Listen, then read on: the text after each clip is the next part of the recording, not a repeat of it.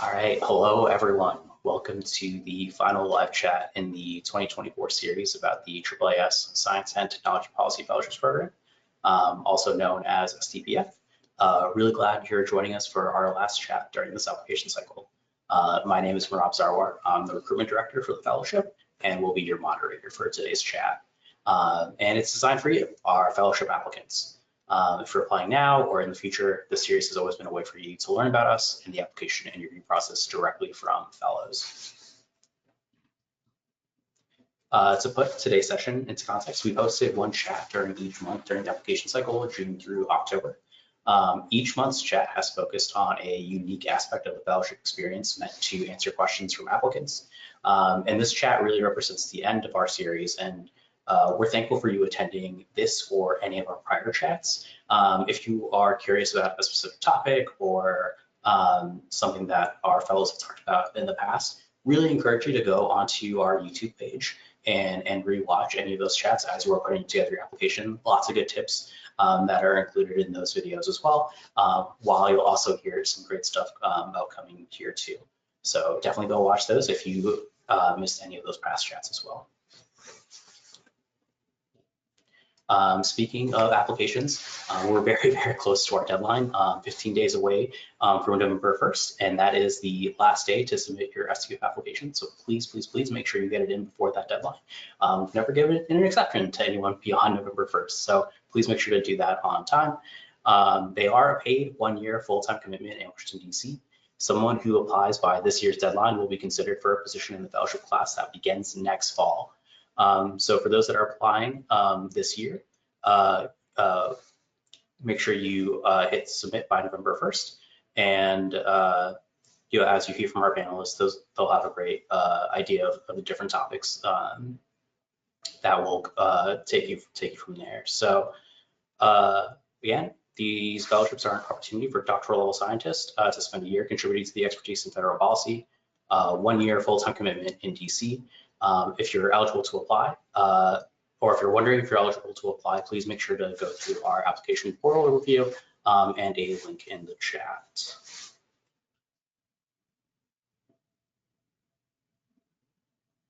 Okay, on to the purpose of today's live chat, getting answers to your questions. So please make sure to use the question box in your menu bar as shown here.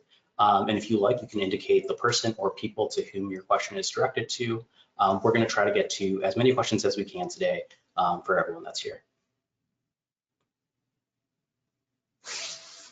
Cool. And now I'm happy to introduce you to our fellows. Agnes Varghese integrates her unique background in state, federal, and international policy, developmental psychology, and communications to inform legislative and executive recommendations centered around the unique needs of vulnerable communities. As an APA and AAAS legislative fellow for Congresswoman Lisa Blunt Rochester, Agnes worked closely with health-focused advocacy groups, drafted legislation, and created critical documents for special events and stakeholder groups. Previously, Agnes supported counter-trafficking efforts with USAID via the STPF Fellowship and contributed to disaster recovery initiatives in the state of California via CCST. Agnes received her PhD and Master's in Developmental Psychology from the University of California, Riverside, and Bachelor's degree in Psychology and Broadcast Journalism from the University of Maryland, College Park. Thank you, Agnes, for joining us. Robert Smith is a AAAS STPF Fellow in the Office of Western European Affairs at the U.S. Department of State, where he works to advance U.S. foreign policy interests in critical and emerging technologies. Before joining the department, Robert served as a senior manager and technologist in Western Digital's Advanced Core Technology team. During his career at Western Digital, he developed advanced data storage technologies for large-scale data applications. Robert earned a BS in chemical engineering from Florida State University and a PhD in chemical engineering from Carnegie Mellon. Thank you, Robert. And then lastly, Dr. Christiane Olivero is a molecular biologist by training and currently works as a health science policy analyst at the National Institute of Health, Office of Science Policy, focusing on clinical and healthcare research policy issues. She came to this role after serving as a AAAS Science Technology Policy Fellow in the same office from 2022 to 2024.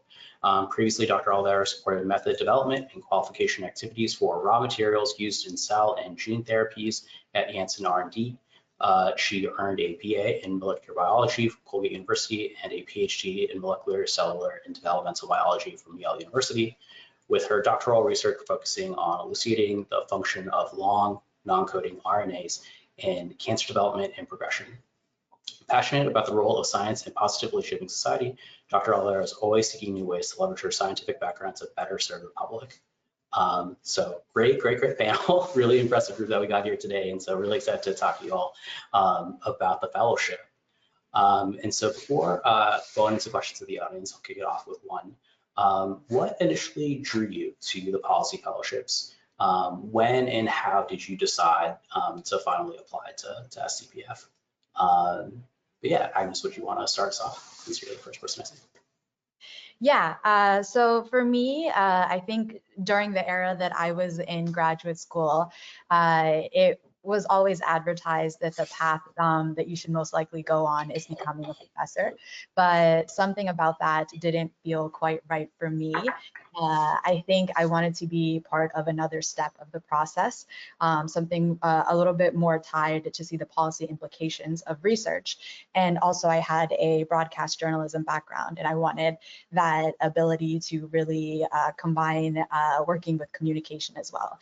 And so my graduate school allowed me some intro experiences into the policy world. And I then got interested and learned about the AAAS fellowship. And it's something where it's a one-year experience, right? So even if wherever you're placed doesn't turn out to be exactly what you're looking for, you kind of have a way out, right? But if it is something that highlights your interest in policy more and more, it gave you the connections that you need to continue in that space.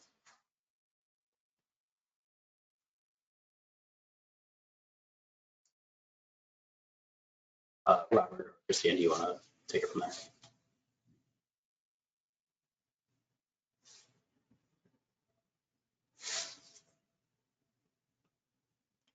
I think muted Robert.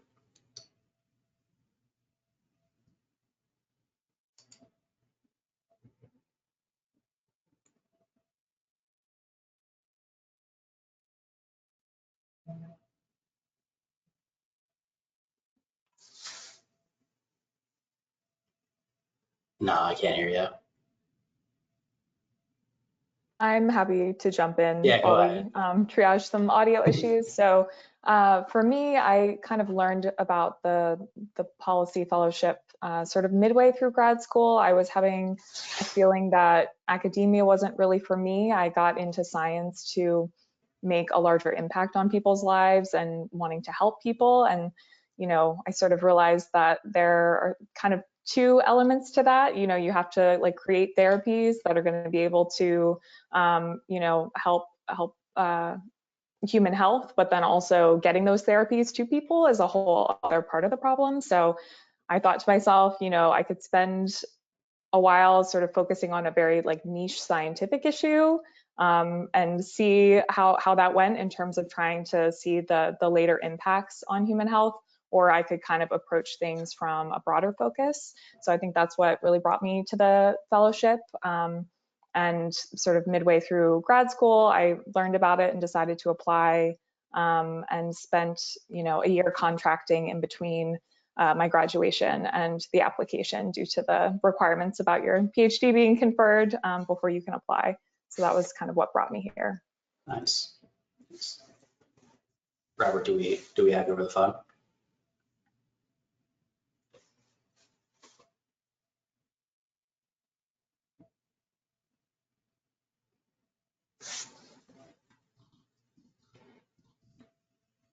Robert, do we have you over the phone? Can you hear me? Yeah, we can. That's why we're doing it live. Is always the thing I go back to. So, not Yeah, take so Go ahead. Sure. Sure. So I was actually working in the tech industry and was in a very much a very technical role, very R&D focused role. And I decided that the work that I was more interested in is work which kind of looks at why technology matters, essentially the broader impact of technology. I know for some people, they are satisfied just looking at the purely technical aspects of a problem. And I find that very interesting. but I think for me, I was interested in why it matters. And when I earned the fellowship program, I thought this is an opportunity to really explore the policy world that looks at these types of questions. And so when I saw this opportunity, I said, well, I don't really have a policy background, but I do have the technical background, but I have the interest in policy. And so this is a great bridge into policy. And this is my opportunity to learn more about the policy world. And so that's why I pursued the fellowship, to kind of learn more about the policy world and how I could make that broader impact to kind of satisfy the full range of my interests, essentially. Awesome. I think like kind of like what I've heard from all those answers is like trying to find like your way into policy, right? Which I think is really the goal of the fellowship. One of the questions that we have gotten from the audience is actually asking about any unexpected challenges that you might have faced as a fellow. And did you maybe find it, and did you find the fellowship effective in being able to finally like reach a part of your career path that you want to continue to keep doing? So it's a little two-parter. So it's like any kind of challenges you faced as a fellow, maybe getting into the policy space. And then two is this kind of like see this as meeting your career goals.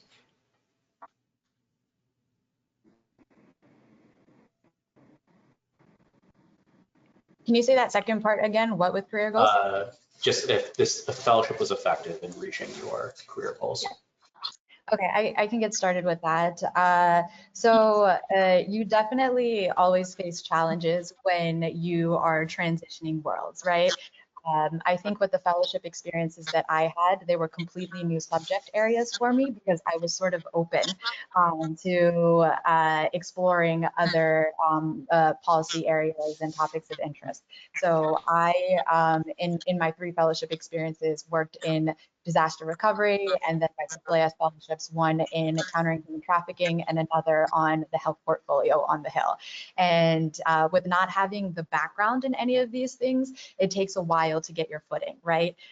In graduate school, you spend years, getting more and more trained in something, being comfortable running the lab, and now you're in this new space where you're the new person and you kind of feel at a disadvantage. And so you kind of have to navigate those waters and be okay with the fact that you're not the expert in that area and no one is expecting you to be. But because of our backgrounds, we're able to pick up things quickly and contribute. And unfortunately, then, a year after, the experience when you're truly comfortable is over. And so this really did highlight my interests in pursuing a policy path, because the most recent fellowship was working on health.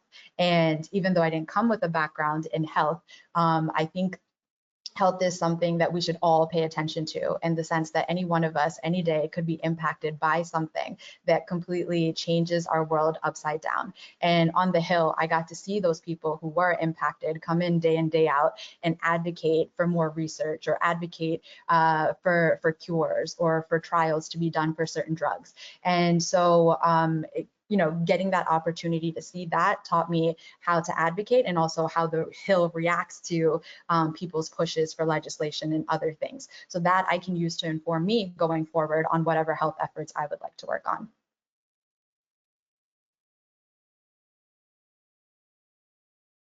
I guess I can go next. From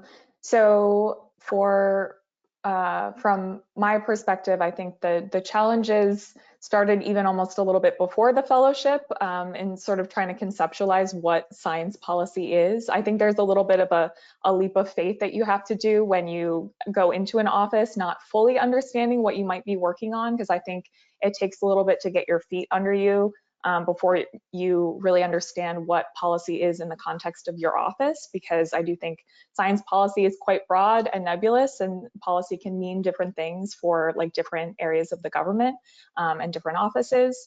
So I think that's one challenge a little bit, and you can sort of gain a little bit more insight into that during the placement interview process.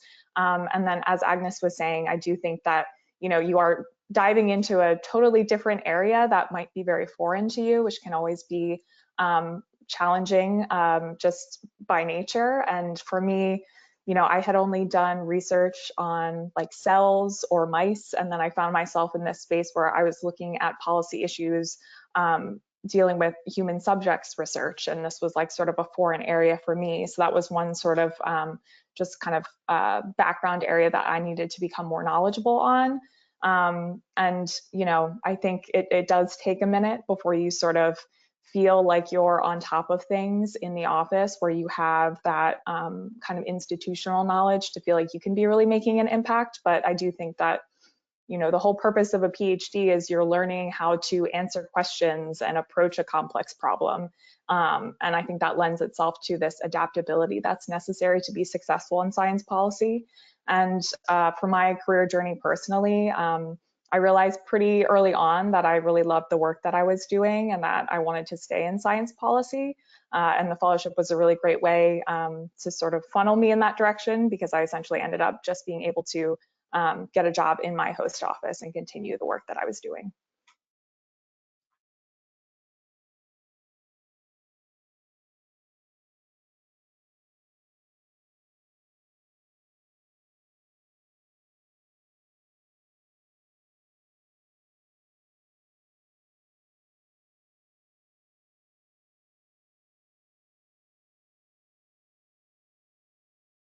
Sorry, Robert, I don't think we're able to hear you.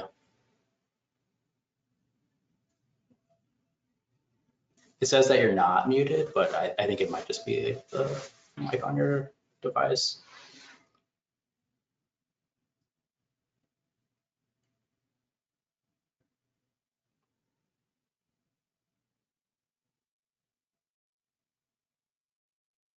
No, it's okay.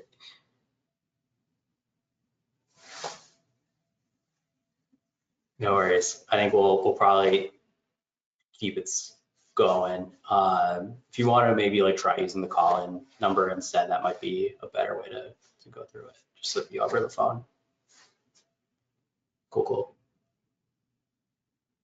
Thanks y'all for bearing with us as we figure this out.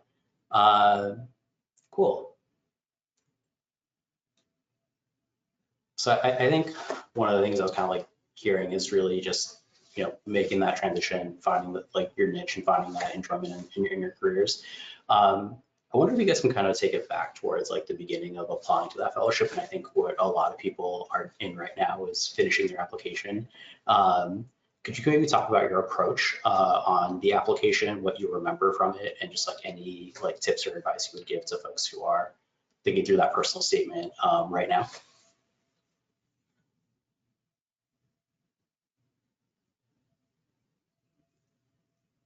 Yeah, the one thing that I would really emphasize is start early. I think for me, I've seen in the past when I don't commit too much time to something, it isn't, you know, the great application that I want it to be. And so I started early and I held myself accountable for making progress by making appointments at my university's writing center to, you know, look at new drafts. And when they give me feedback, then I was forced to make that feedback. Usually I, you know, have this issue with writing where I have, you know, all of these ideas in my head and I'm like, this needs to be perfect. And then that leads to me not getting any words on paper. So find a way to hold yourself accountable for making progress in that writing portion. If you have policy experiences, definitely speak to them and speak to the passion that you hold for the things that you do and the policy space and what you want to continue to do with those policy efforts. But if you don't have policy experience, I think that is okay.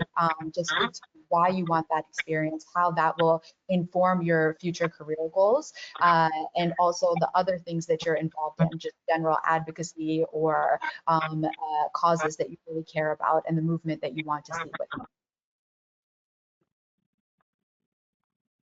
Yeah, that's all really great advice. You know, I think for me, I was, you know, a little unsure how to approach the personal statement, for example, and I sort of decided to model mine a little bit off of how I had approached my grad school personal statement, if that's helpful context for anyone. So like for grad school, I was writing about, you know, like why I wanted to go to grad school, the research experiences that I had, and sort of how those had prepared me for the next step of going to grad school. And then also, you know, what kind of research I wanted to be involved in. And I think the thought process is kind of similar. It's really an opportunity for you to tell your story of, you know, how the experiences that you had up until this point kind of brought you to the fellowship, you know, what your motivations are for seeking the fellowship, what you're hoping to get out of it, and sort of the policy impacts that you're hoping to have.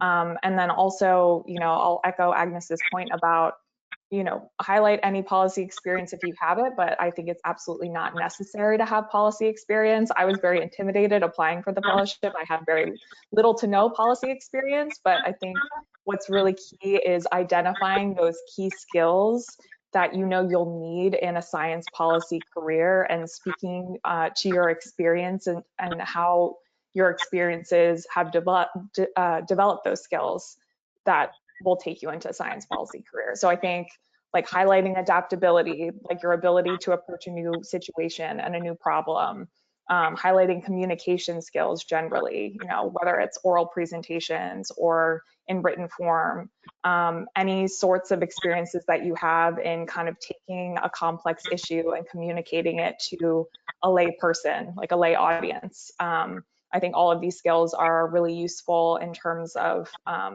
you know, launching you into a science policy career.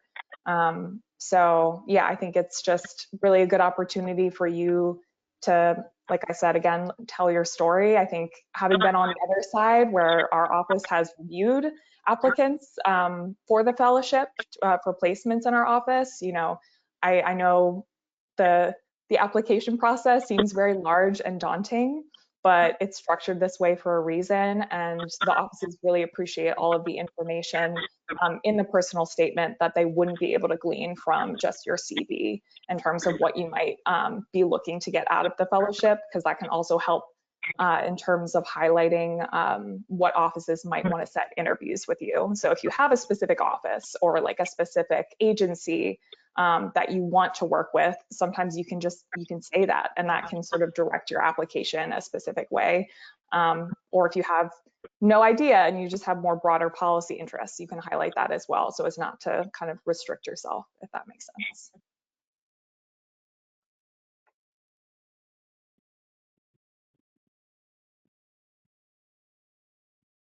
Robert, did you want to give it one more try?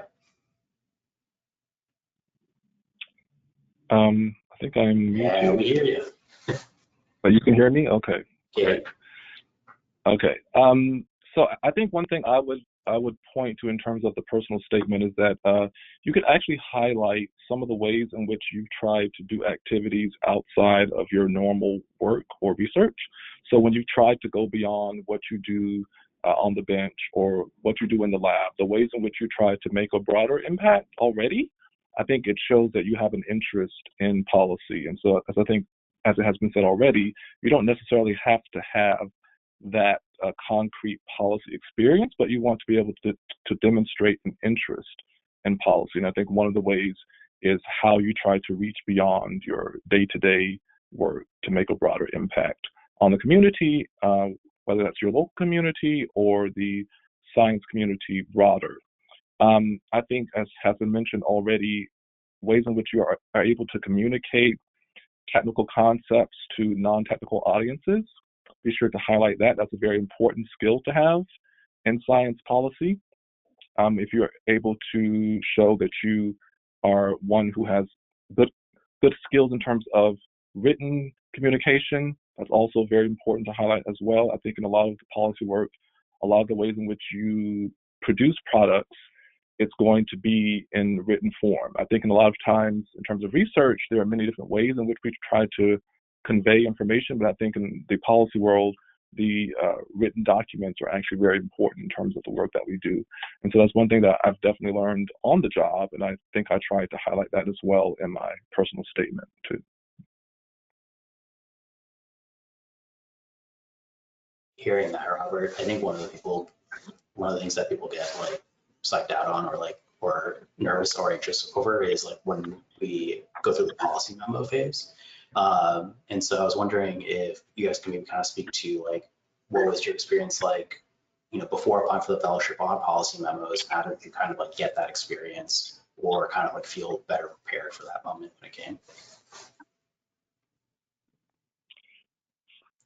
I would say for me, in terms of the policy memo, it was a bit intimidating at first because I had never done one before, and I was able to, kind of reach out to some current fellows to kind of better understand what a policy memo looks like. I could look online to look for different examples. But I think the thing that we have to convey in the policy memo is that you're able to kind of put the bottom line up front. What is the point that you're trying to convey in this policy memo? And it should be something that you can convey very quickly and in a very concise manner. It's also nice that we have the briefing element of the exercise as well in the interview, because you can then orally brief what you've written, and that helps you to practice how you convey important information in a short period of time. So kind of getting to what is it that, if they only have a short amount of time to hear you, what is it that you want them to take away from that briefing? That's what you should put up front in your policy memo, and you should also brief that in the interview as well. I think for a lot of people in the technical world, we can sometimes get very interested in a lot of the details, which is great to have those details and to know about those details and to be able to provide that background if requested. But one thing we have to always keep in mind is that we have to be able to get to the bottom line up front, tell people what they need to know when they need to know it. And I think that's very important in terms of the memo. Yeah, I think that's great. And if you end up in a situation where you have to use some sort of term that's jargon, just make sure that you define it. And I think a lot of times what people look for in policy memos is the cost of whatever policy measure that you're proposing. So if there is some way you can find a close estimate or an estimate for a similar policy online, I think that would be good because it might come up in your interview as well. Is this feasible depending on how much this costs? One caveat that I want to add about congressional fellowships is that they are all operating through different mechanisms. So some fellows might be directly coming from AAAS, which means that they might have had to do that policy memo that Robert was referring to as well. Other fellows might be coming through some partner society. And so all of the partner societies have different procedures for how the policy memo, for how the application process is done. Some will require you to do policy memos, some will not require you to do policy memos, some will require you to do policy memos and that briefing about it. So definitely check in with your professional society to see what exactly is required in the process if you're doing the congressional fellowship. Yeah, those are all really good points. I'll echo the importance of the bottom line up front. I think in this line of work, you could be writing memos to really busy people who do not have time to read everything that you have written and all the details, and they just sort of want to know what the main talking point is heading into their next meeting. So I think being able to summarize everything really succinctly at the top is super important. I'll also say for me, it was very intimidating because I also had never written a policy memo, and I remember trying to Google around and sort of see like what is the structure of a policy memo? What is it supposed to look like? And I think there's a lot of different ways that you can format things, but it's more about the information that you're providing. So it's really important to think about your audience.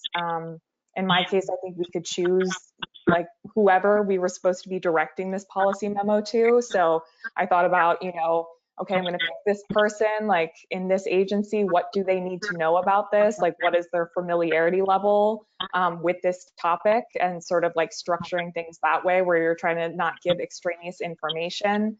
And then also, I think scoping things appropriately is important. I remember I went down a lot of rabbit holes where I was trying to figure out not just, what I wanted to propose, but also what is actually possible in the government.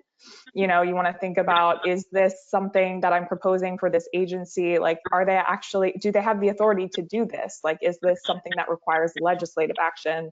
And you're not necessarily expected to know all of those things on top, but I think there's a lot you can find on the internet just by kind of Googling around to make sure that what you're proposing is actually within the realm of possibility, which is also, I think, highlights your ability to research as well, so that you sort of went into things as prepared as possible.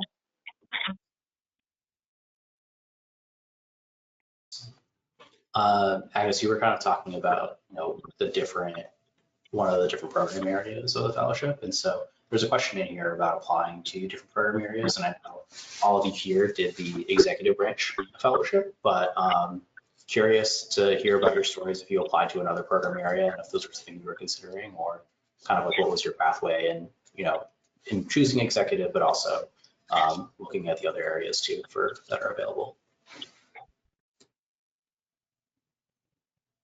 So for me, I really love the executive branch in the sense that these are the doers, they're the implementers, right? And through some of my past experiences, I got exposure to state level executive branch and federal level executive branch. But the problem that I encountered along the way is realizing that these people can't do without money and permission from the legislative side. And so that is why I also wanted to get that congressional experience. And it was definitely a wonderful learning experience. And it was also a place where, because I had those executive branch experiences first, I kind of got to advocate for the executive branch in Congress. I know oftentimes people in Congress will expect executive branch agencies to do tons of things that probably aren't even possible for them to do. And they might not have checked in to see like what is and isn't feasible for you. And so having that voice of the executive branch, like, oh, maybe you're asking a little bit too much to them in this legislation that you're doing, was a good perspective that I was able to bring in when I was doing my congressional fellowship.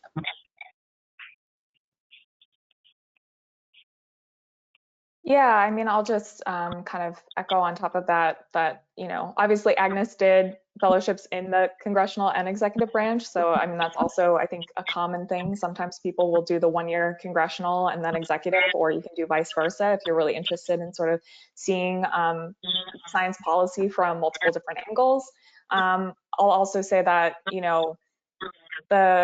in Congress, I think you're kind of probably going to be exposed to like a wider breadth of issues, I would imagine. And you're kind of like thinking about things from a very high level concept. Whereas on the executive branch side of things, you take the laws from Congress and are sort of deciding like, how is this going to be implemented? The devil is really in the details. And so I think there's a lot of power there as well to sort of shape how like some of these laws and policies kind of apply practically to the real world.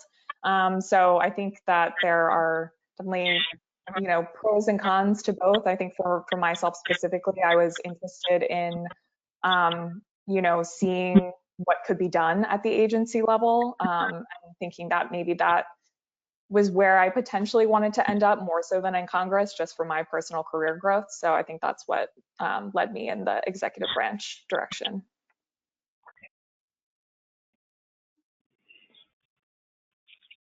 I think for me, I was looking at the executive branch primarily because I knew there were many opportunities there. There are many positions that are in that branch. So I thought, well, I would have a better chance of maybe landing someplace I would like to be, but also I think I get a chance to explore many different types of work that people are doing in the executive branch. It's a very vast space. In the executive branch. So I think for me, I was looking at trying to explore like kind of the full range of what's happening in the government. And so I thought the executive branch was a good opportunity for exploring that.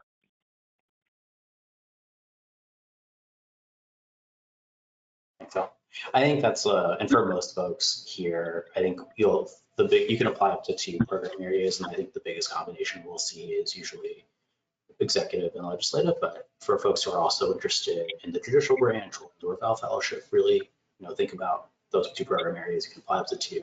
I would always think like executive usually is the one that I would definitely include if you're applying to this fellowship. But if you know what you're applying for and you want to stick to that, that also makes sense too. Some of the questions in here are actually asking about like different when can they take time off in the fellowship, or like asking about Washington, D.C. in general. So I was wondering if any of you can kind of maybe speak to maybe the work-life balance in the fellowship, and also kind of like your experience of like coming to DC and, you know, kind of like being almost ingratiated in this town, being a part of the ecosystem of the city. But yeah, I'll just kind of like leave it open-ended from there on, you know, work-life balance, and then also just your experience of DC so far. I will say for me, I was working in San Jose, California. So I was working on the other side of the country.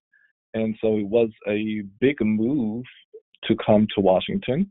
But I was looking for a change, and I definitely found it. I think Washington is a great place. It's a very vibrant city. Outside of the work, I think it's a very vibrant city, a very fun city to live in.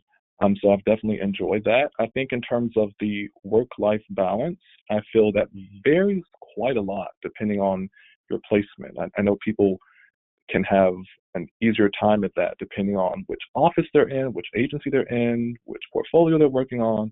I think there can be a lot of variation in that. I think that is a conversation to have in the interview process. So when you're in the finalist interview week, it's a great time to ask questions about, you know, what are your typical work hours? When do people typically turn off their computers? What about weekend work? You know, so that's one of the things that you can ask about and you can consider when thinking about your placement.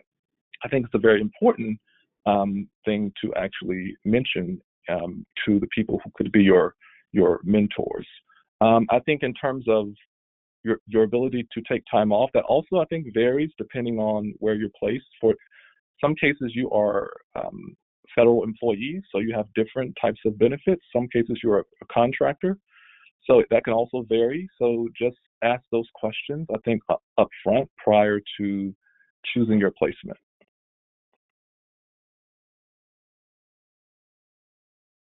And I think on the congressional side, extending to what Robert said, again, based on who your hiring mechanism is, that might determine your days off, but there might be a lack of clarity from both ends.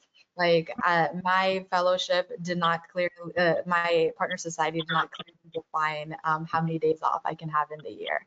And my office, I don't think they cared too much either. So there was a little flexibility that I was able to have. I ended up not taking too much time off because I was like, I just have a year on the Hill and I want to learn as much as I can. But definitely make sure that we're participating in self-care and taking off the time that you need to. In terms of integrating into the city, I think we're all really lucky to be associated with this fellowship because it gives you this huge network of individuals, right? And there are all of these WhatsApp chats and other conversations that are happening, and they're based on categories of people's niche interests, right? Like people who are really into food or into knitting or watching movies. Like there's a group for literally everything. And so you can find your people within the fellowship and be able to develop a friendship group within the city. I know that oftentimes whenever folks are moving to new cities and don't have access to that, it's a little difficult to navigate making that social circle while you're there. So this is definitely a gift to have in the fellowship, but also I say make efforts to do things outside of the fellowship network as well, because, you know, we're all like-minded people who might be coming from scientific backgrounds pursuing policy, but you want other perspectives in your life as well. So talk to other people in the city too.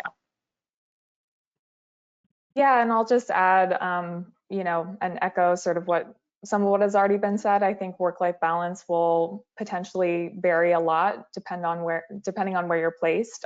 So definitely encourage folks to have those conversations during the interview process. I think you can kind of get a better sense of that.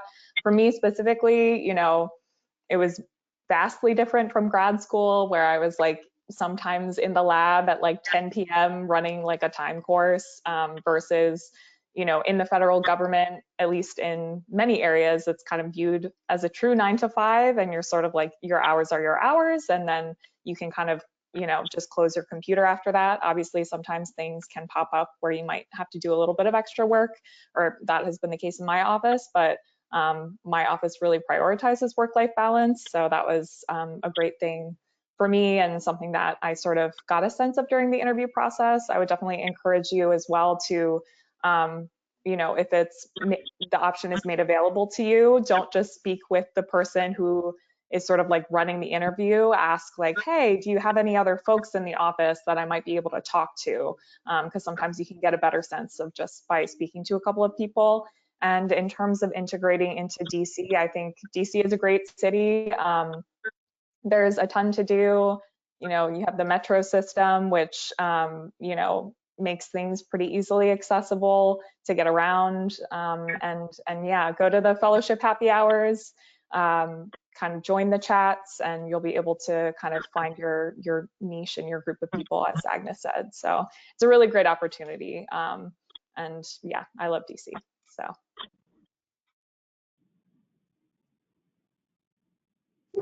I think one of the things too in that semifinalist process, and you all were bringing it up, is kind of like asking those questions of the agencies and different groups, and really, you know, how like you're kind of like interviewing them as much as they're interviewing you, right? So I was wondering if you all can maybe talk through some tips on kind of like on that process of getting ready for the semifinalist stage. And kind of like what parts of your application do you think like really help prepare you on getting to the semifinalist stage? Or what made you competitive enough to like kind of like get to that too?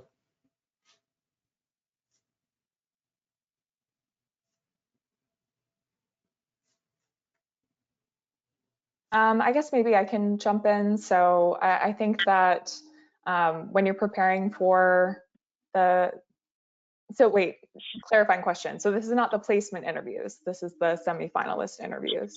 Or are you talking more about the placement piece? I think thinking through on your first initial application, what were the things that kind of made you stand out, be competitive to end up getting to like the semifinal stage and then end up getting to the placement stage almost? So like kind of thinking through like at the beginning, which is where this group is what are the things that really made you competitive?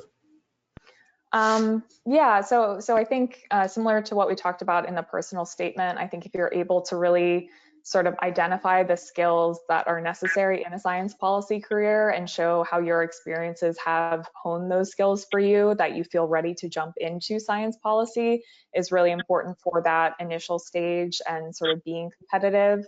And that might look, you know, everyone's experience is going to be different, but I think if you're able to kind of articulate why this shaped you in a certain way, that is going to make you really an asset for the fellowship is kind of critical for that piece. And then I would say like later down the line in terms of doing the placement interviews, it becomes a little bit less about, you know, okay, like you made it through that initial interview process and, you know, sort of, we know that you're capable of doing the fellowship, but sort of more along the lines of like, what are your policy interests and what impact do you want to have? That kind of like funnels you a specific way in terms of the placements. But I think upfront, you know, it's really more about highlighting those experiences and those skills like adaptability, communication, you know, any sort of like policy writing or writing in general, I think are good things to highlight.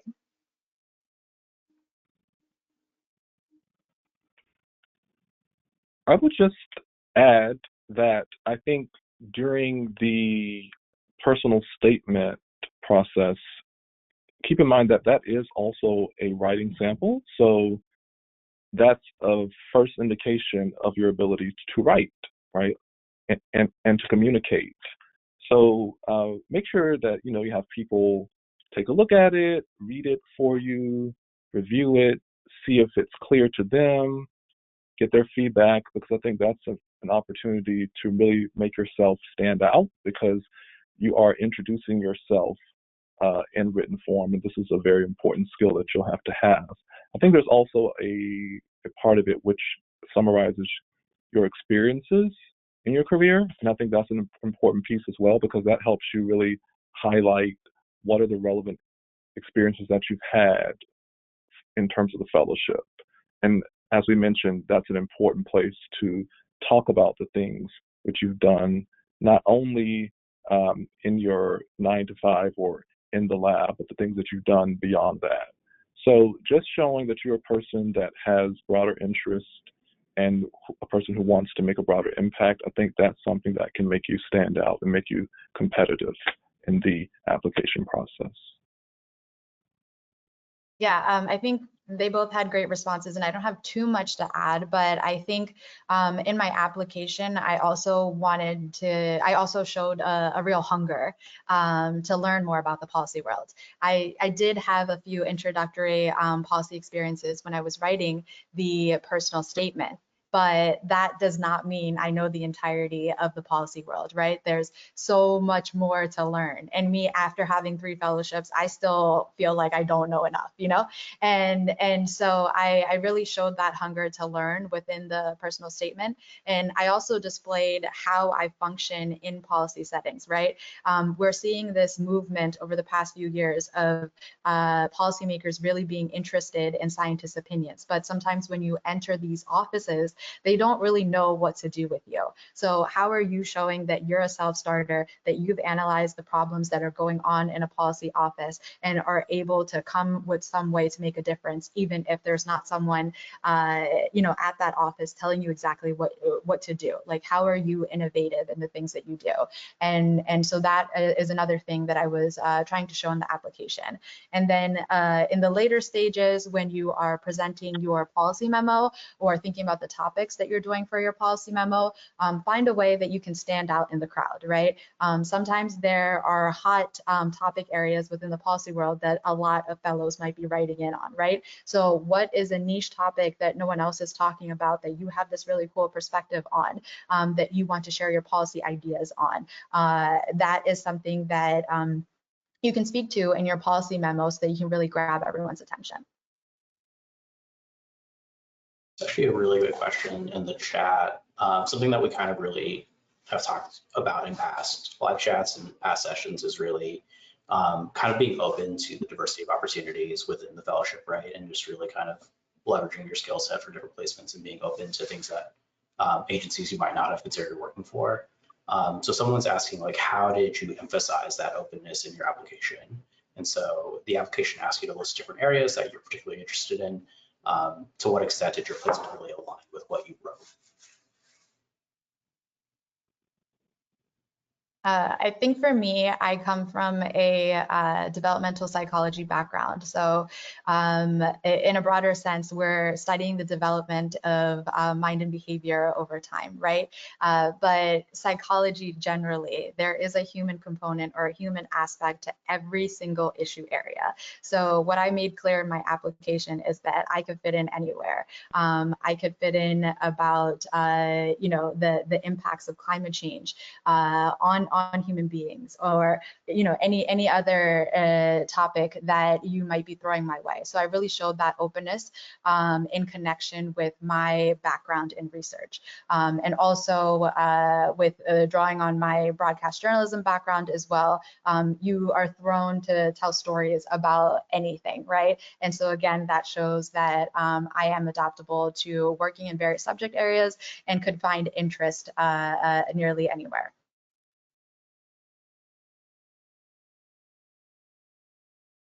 Yeah, I'll just add to that, that I think, you should definitely be mindful of sort of what you're putting in your application, because, and in your personal statement as well, because that will really, I think, guide what offices may set up advanced interviews with you.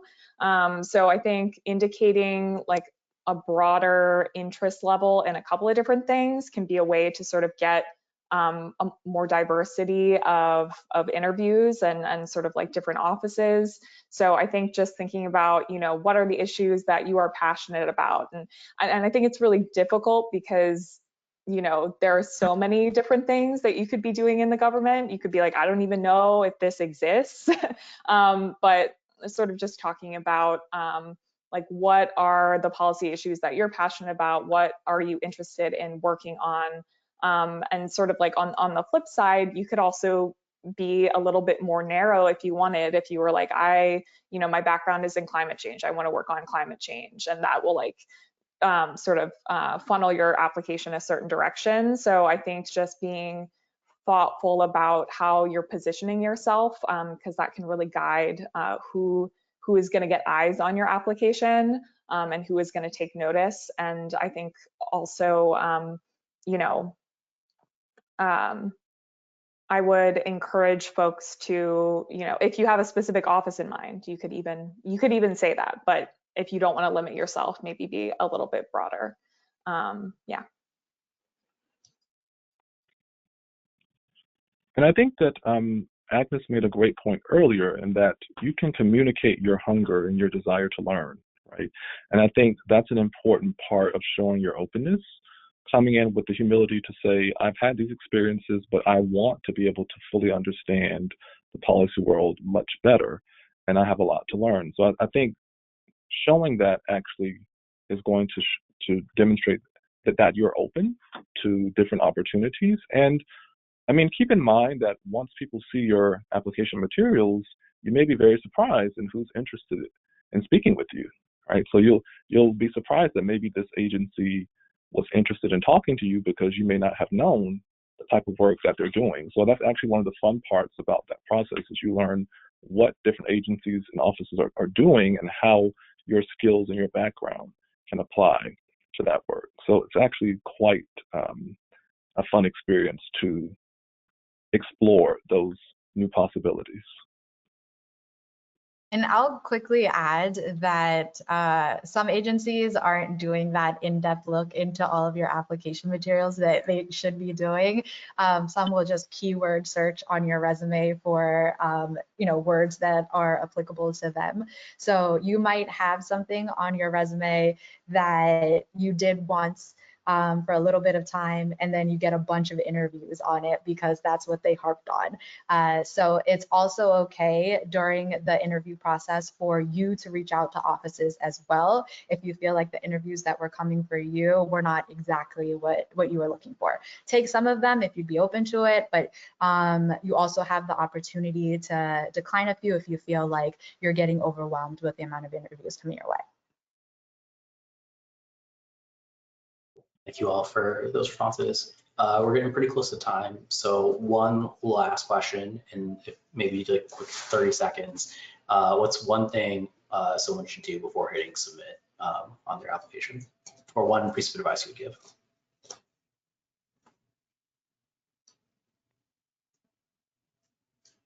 Get a proofreader.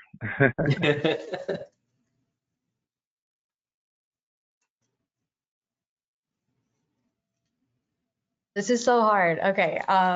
Asking if like this is the version of myself that I want to put out into the world, and if I were a reviewer, is this the application that's going to make the cut?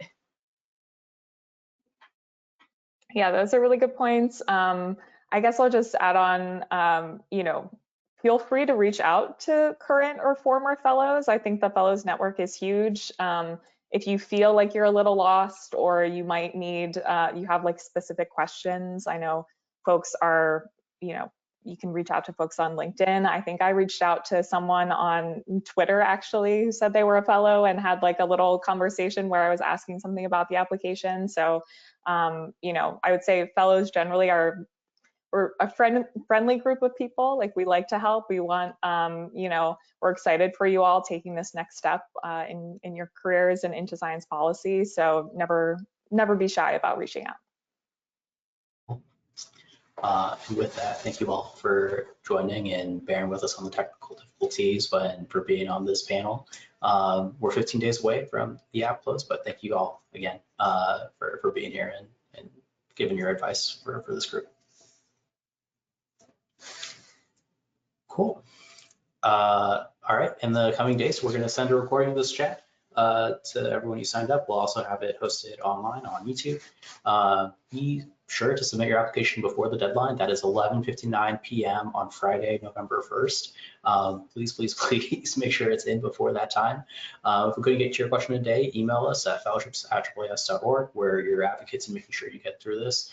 But yeah, that's all. We'll see you soon. Thanks again for joining us.